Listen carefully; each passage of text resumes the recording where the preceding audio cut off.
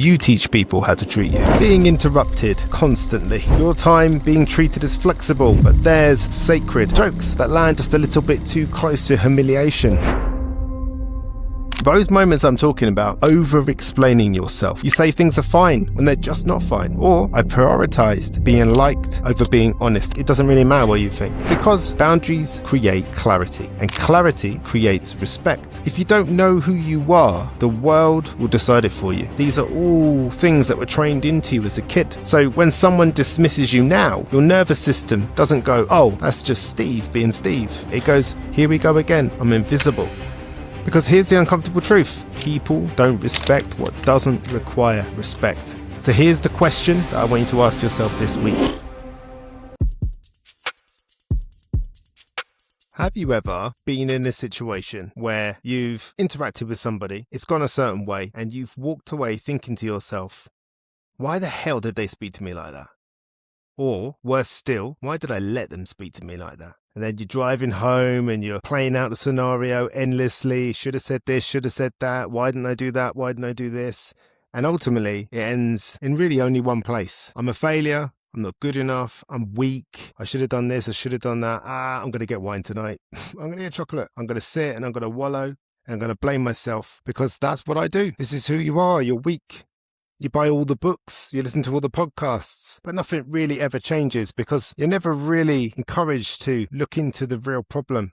You're just given tools and techniques and things that you should try and say, but you can't. It's not that you won't say these things, it's that you can't say these things in that moment when you need to stand up for yourself, when you need to stick up for yourself. It just doesn't feel available to you. You have no way of explaining it other than, I'm weak, I deserve it, this is who I am, stuff like that. Yep. Me too. I've absolutely been there. I really have. Not for a while now, because I've done a lot of work on it. I really have.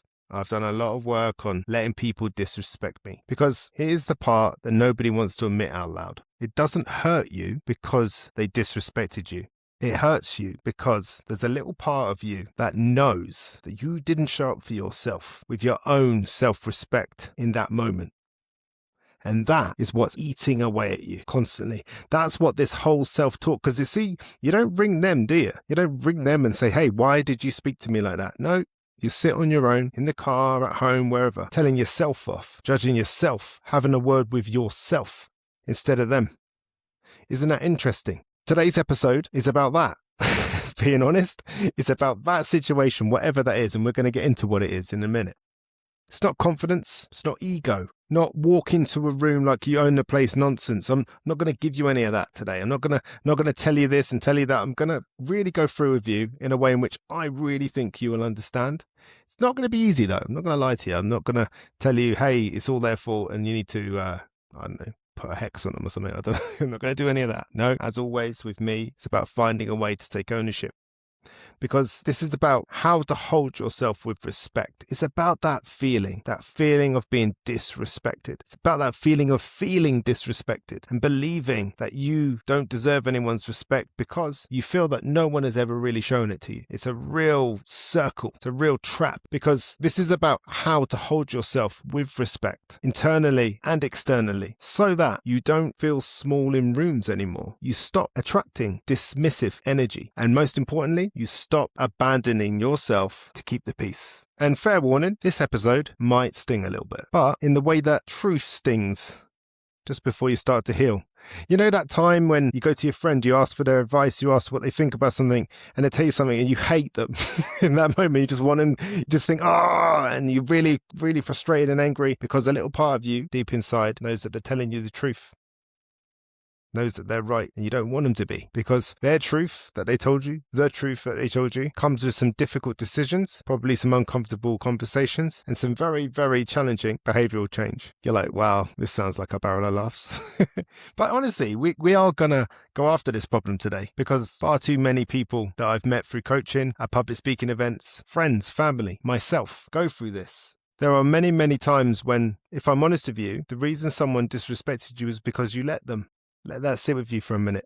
because it's not easy, and it wasn't easy for me, and sometimes it's still not easy for me to recognize that I have to say something to somebody and I'm disappointed in that moment that I have to say it. There's all of that going on too. Again, this comes down to the emotions that we are experiencing in the moment, because let's get clear about something. When people don't respect you, it usually doesn't feel dramatic. It's not this massive event. It's actually very subtle, very, very subtle. It's like a seed's been planted, and guess what? We love to water them seeds, especially those ones that end up blaming ourselves and us drinking wine or eating chocolate. Why not? Let's do that. Let's do that instead. That feels much more achievable than going after the problem and finding the ways in which we can impact the situation. Because what I'm talking about ultimately is accountability. And accountability is not the same as blame. It's not the same as responsibility even. What it means is that somewhere within this situation is something helpful. And it's helpful not because somebody else has to do something. It's helpful because you have autonomy. There's an action you can take. There's an empowered position where maybe you're waiting for somebody else to do something and you deep down inside you know that they're not going to, which leaves you feeling powerless. And instead of accepting that powerlessness, what we come to is an understanding that, okay, they're not going to do it, so that means I do instead. Now, you can sit in that uncomfortable space and think, well, I shouldn't have to do it, and it's not fair, they should do it, and you're right, they should, but they probably won't. And the only person that's replaying those situations in their mind is you. The only person that's suffering is you. And that's why we're going to have this awkward, difficult conversation on the podcast today. You see, because those moments I'm talking about, they feel like being interrupted constantly. You know, you're talking and what they have to say is just way more important than what you have to say. So they just interrupt you and then you lose your train of thought and you become frustrated, but you let it happen. Your time being treated as flexible, but theirs sacred. Their time's just more important than yours. It's you that has to change the time that we meet. It's you that has to stand around waiting. It's fine for them to be late. It's not okay for you to be late though. Jokes that land just a little bit too close to humiliation. They're clearly designed to embarrass you in some way, but they're just really hard to call them on it. Why would a friend do that? Just out of interest, why would they do that? Decisions being made around you instead of with you. It's just like, it doesn't really matter what you think. What I'm saying is this is how it feels. This is how it feels. That's not necessarily, because what I don't want to do here is I don't want to paint the other person, the other party, whatever you want to call them, out to be this villain. Because honestly and truthfully, in our day-to-day lives, very rarely do we not obviously meet somebody like this. We generally don't make friends with complete arseholes. Well, maybe we do, but more often than not, we don't. So if it's a perplexing situation for you, what it's saying is not, hey, it doesn't make sense that they're doing this. What it means is it doesn't make sense that you're letting them do it. Because here's the real kicker. You don't always feel angry about it. In fact, what you feel is a tightness in your chest or your body or your stomach or your head. Somewhere in your body, there's this tightness. There's this tension. You feel smaller than you did 5 minutes ago. 1 minute you feel okay, the next minute you just feel a little bit insignificant. You feel like you're not as good as other people, and you start that pattern of thinking, and before you know it, you're worthless. And I go back to my previous statement, you're drinking wine or eating chocolate. One of the two. You feel slightly embarrassed, but you're not really quite sure why. You don't really know why you feel this way, but you do. You walk away feeling a bit embarrassed and a bit like, oh, and in some cases, you might even feel like you need to apologize for something, and you might even apologize for something, but you don't really understand what happened. Later, when you start replaying these events in your head, you start thinking, why didn't I say anything? And here's the important reframe. Disrespect isn't always about somebody being rude. Sometimes it's about someone sensing a lack of self-definition. Now, I know that sounds like a lot of words, and maybe words that may not mean anything to you, I don't know, but humans are unbelievably sensitive to this self-definition. See, we're always, sometimes knowingly, sometimes unknowingly, reading somebody else. How they stand, how quickly they agree, how they tolerate discomfort, and how they avoid conflict. Like I said, it's not always conscious. Sometimes it's instinctively. A lot of the time it's instinctively. We're getting these social cues about how we are to treat the other person, what they allow, what they don't allow, these boundaries. And when someone doesn't hold themselves with respect, the world fills in that gap for you. Not because people are evil. Like I said, they're not generally evil. There's not a big group of people all sitting around working out how to ruin your day and boss you around. No, it's because boundaries create clarity, and clarity creates respect. If you don't know who you are, the world will decide it for you, and you will not always like what they decide. This is where we need to be grown-ups for a minute. Now, if you're anything like me, you don't remember signing up for being a grown-up, because I don't. Me and my wife talk about it all the time. We didn't sign up to be grown-ups. We feel like we're just pretending to be grown-ups all of the time. And when we're on our own, we act like children. And that's okay. But for this moment and for this purpose, we need to be grown-ups for a moment, because we're going to have to sit with and wrestle with some difficult and conflicting emotions. Because most people who disrespect you are not sitting at home plotting your downfall. As I said, they're responding to signals. And here's the thing that made me look into this, is when I realized that you teach people how to treat you. I realized that it was me. I was cueing other people at how to treat me. I was giving them all the information that they needed to know how to treat me. What I would tolerate, what I wouldn't, what I would say yes to, what I wouldn't. Everything was all coming through in my body language, whether I liked it or not, whether I meant it or not. It signals like over-explaining yourself. You know, you say something and there's a bit of silence, and you fill that silence with all the reasons why this should happen, or you feel like this, and you might even start backpedaling a little bit. You might even start apologizing. You don't even realize why. You might start laughing when something actually really, really bothers you. And you might even explain it away, again, as a nervous laugh or an uncomfortable laugh, whichever. And when I say explain, I don't necessarily mean to them. I mean to yourself. You say things are fine when they're just not fine. They're not okay at all. But you say, no, I'm fine. Yeah, I'm fine. Big smile on your face. Yeah, no worries. Nodding, all that sort of thing. Or, and this is the thing that I probably did the most, I prioritized being liked over being honest. And when I say being honest, I don't always mean with the other person. I mean being honest with yourself. Convincing yourself, no, it's fine actually. I'm okay with that. Yeah, no, that's what we always do, and it makes sense. I get it, I understand it. When actually you really, really, really don't think it's fine. And actually, all of this process you're going through is a way of convincing yourself, not the other person, or both at the same time. And the truth is, they want you to do it anyway, so they don't need much convincing. Because here's the uncomfortable truth. You're like, oh, really? You haven't given me enough uncomfortable stuff. No, I haven't. Got some more. People don't respect what doesn't require respect. That's something to really sit with for a minute and really think about. And I'm really going to try to be careful here. In some way, I have to get this across nice and clearly, nice and firmly, nice and sternly. But at the same time, I want to be compassionate, because I want you to know that I understand, that I get it. I've been there. And sometimes in certain situations, I find myself there again. But at least this time, I recognize the cues. And I can course correct even in the moment or a bit later on in the right way, which doesn't mean sending endlessly long WhatsApp messages and follow-up messages and all of those things that you then later go, I shouldn't have done that. Too late, done. So how does this look? It looks like people having endless and unlimited access to you. You're just always making yourself available. You're very easy. Yep, fine. Of course they'll be there. They're always there. That's who they are. They'll make themselves available. They'll do it. They'll be fine. Everyone just knows it, including you. If your time is endlessly flexible, that, yeah, no problem, you'll wait around, you'll cancel things, you'll pause things, you'll do all of that stuff, because my time doesn't mean anything. It's got no real value, but yours does. If your emotional boundaries are optional, like you kind of make your boundary clear, but then when somebody challenges it in really pretty much any way at all, you will move it and you will change it. And they kind of know that. That's why they ask. Then unconsciously, people will treat you like a convenience, not a presence. They just know that nothing with you is off the table, that they can sort of get you to do whatever they want. And again, it's not because they're manipulative and bad. It's because they need something done and they just know that you'll do it and it'll be nice and easy and they can walk away and leave it with you, whatever it is. So why does this feel so personal?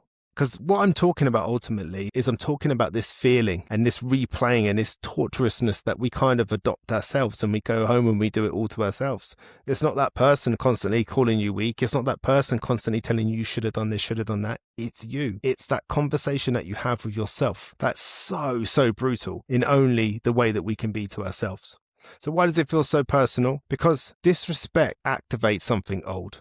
It pokes at childhood moments where you didn't feel listened to, or you weren't listened to. Times when you might have stayed quiet because it felt safer. Patterns where love was conditional on compliance. These are all things that were trained into you as a kid. So when someone dismisses you now, your nervous system doesn't go, oh, that's just Steve being Steve. No, it doesn't do that. It goes, here we go again. I'm invisible. And let's face it, it's not something that you love, but it's something you're familiar with. And as I always say, that familiarity offers you comfort. It's like that well-trodden track in the field. It's the one we always take, which makes it feel safe in some weird way, even though it's not the one we want to take and it doesn't take us where we want to go. So it's about every moment you've learned that your needs were negotiable. It was trained into you that everything that you've done, every feeling, every want, every desire, every action, every yes, every no, everything that's for you, everything that's not for you, it's all negotiable, all of it. It can all change. You kind of loosely, and then you just do what the thing that they want you to do. You see, that's why this work isn't about becoming louder. Because if you change all of a sudden and snap, let's say one day you've had enough of being pushed around and you decide to really loudly say, no, I'm not going to put up with it anymore, blah, blah, blah, and just go out there, then let's face it, you're the one that looks crazy, right? And everyone's like, whoa, where's that coming from? What's going on? Are you okay? And it just becomes a whole thing that it's not. And in the end, you will feel like you're the one going crazy. When actually, it's not about becoming louder. It's about becoming clearer. It's about listening to yourself. It's about respecting yourself first. Because as I said, you teach people how to treat you. Because this is the point where we're going to get practical. And here are the top 3 research-backed approaches to building and maintaining self-respect without becoming cold, aggressive, or a robot. Because there's the other part of it, right? It's like you're reading it from a script and they're like, you're saying the words, but I don't believe you. Number 1 is self-respect is built through self-consistency. Research shows that self-respect grows when your actions align with your values, not when you seek approval. In simple terms, you respect yourself when you keep the promises to yourself. This harkens back to the episode last week, right? That includes saying no when you mean no, leaving conversations that cross a line. So when you feel like your boundaries have been crossed, instead of standing there and taking all of that's coming at you and saying the wrong thing and making a massive mountain up molehill or whatever it is that you end up doing, you just decide to leave a conversation, to walk away from it. Speaking up once, even if your voice shakes. You see, because there's that thing, it's like you might not feel like you mean it. You might feel like you said it weakly, but so what? You said it. What matters is that you stick to it, that you stand by it, that you walk away. It might not sound like a big lion's roar, and it doesn't have to, as long as you communicate how you feel and whether it's a yes or a no, whatever it is in that moment. So start small. Don't explain every boundary. Don't have to. Don't justify your feelings. Don't negotiate your non-negotiables. And here's the thing. Every time you betray yourself to avoid discomfort, your nervous system is learning. I don't have my own back. And people can feel that. They really can.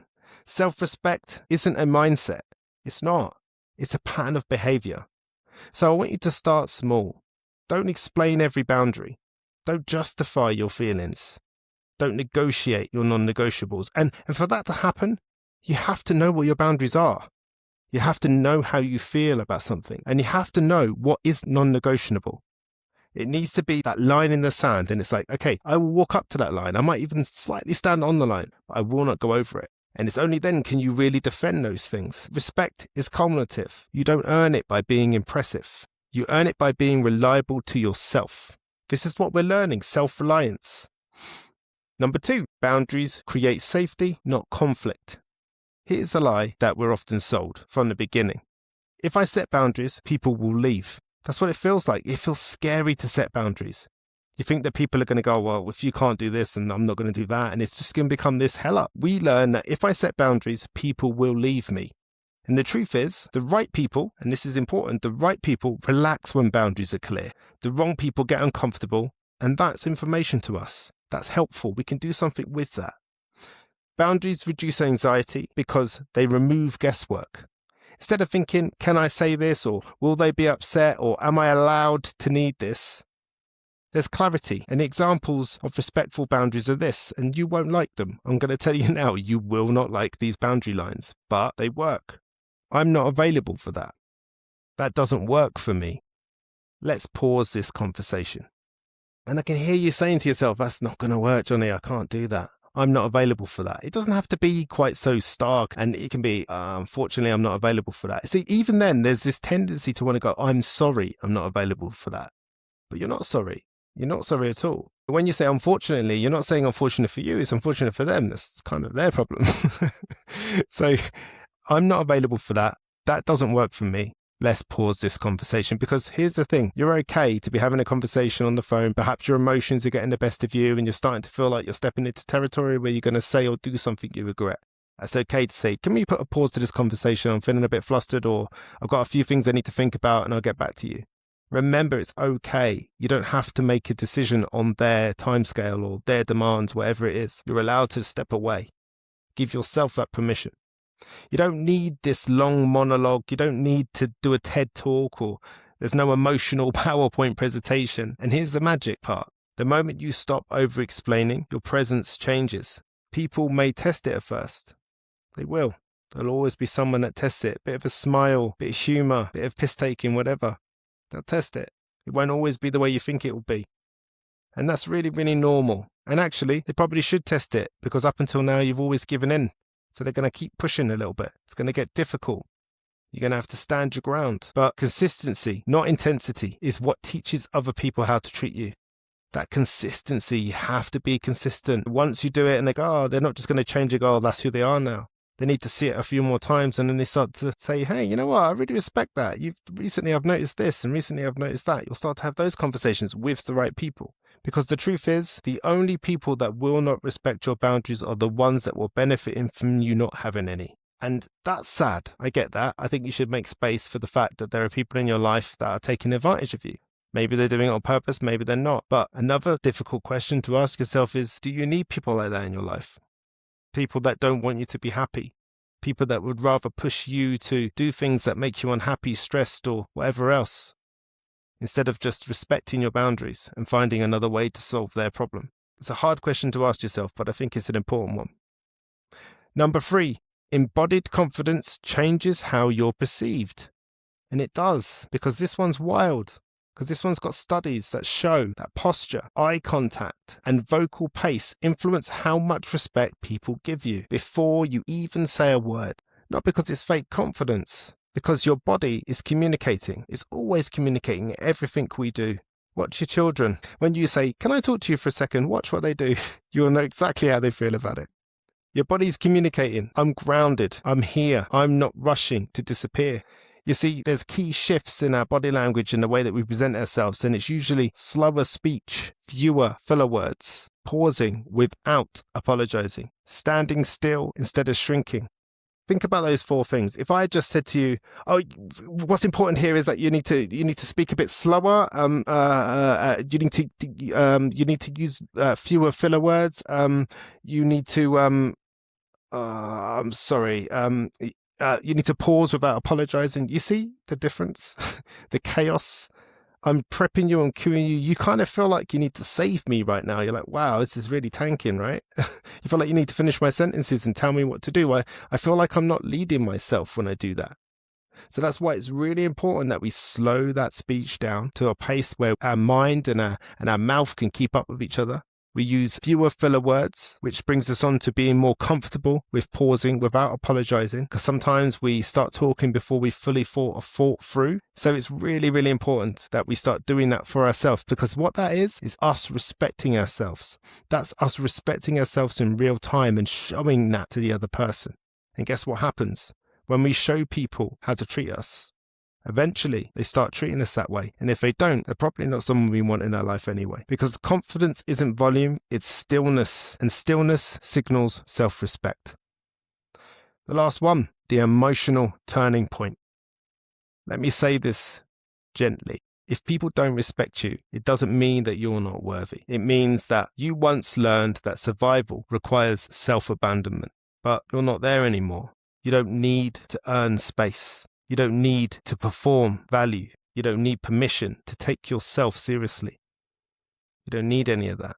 The moment you decide, I will no longer negotiate my worth for comfort, everything changes permanently. I promise you that. It changes. It's a practice, but it can change just like that, and it can change forever. Because the key is consistency. So here's the question that I want you to ask yourself this week. Where am I asking others to respect me while I'm quietly disrespecting myself? The answer you'll find to that question will change your life. There's no doubt about it. And if this episode has hit home, I want you to sit with it. Maybe listen to it again. And if you're ready to build self-leadership from the inside out, this is the work that we need to do here. And this is the work that we do on this podcast week after week, whether it's just me or whether it's just a guest. So hold yourself with respect. The world will follow. I promise you, the right people will follow you. And lastly, I just want to say a huge thank you for listening to this week's podcast episode. And I'll see you next week for another episode of the Johnny Lawrence Podcast.